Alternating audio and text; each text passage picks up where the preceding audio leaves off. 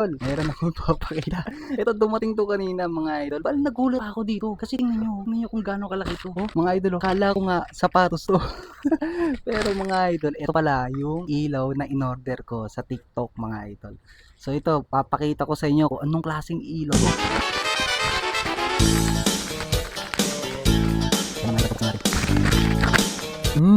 Laki oh.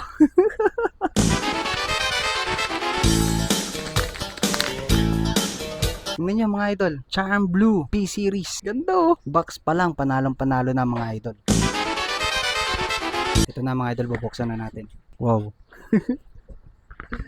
Kita nyo ba yan? Tingnan nyo to kung gaano ka-premium to mga idol. Nakalagay nga pala dito, Charm Blue P-Series LED and Laser by Projector. Ito yung isang unit. Ito yung pangalawang unit. So bukod doon mga idol, wala na sa box. Wow! Tingnan nyo naman kung gaano kaganda to mga idol. Ang daming wire oh. Tingnan nyo. Meron siyang red wire, yellow wire, then blue wire, black wire, and white wire. Bukod doon, meron pa siyang fan. To, dito sa loob, no? Yan. So cover niya tong kulay blue mga idol. Tapos meron pa siyang fan ulit dito sa likod oh. Di ba? Mga idol, yung low beam nga pala nito is 45 watt. Then yung high beam nito is naka 75 watts yung high beam nito mga idol.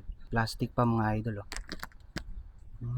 Gagawa tayo ng separate video nito mga idol para ipapakita ko sa inyo kung gaano kalakas tong ilaw na to. Projector, pwede sa motor, pwede sa kotse mga idol. Yan mga idol.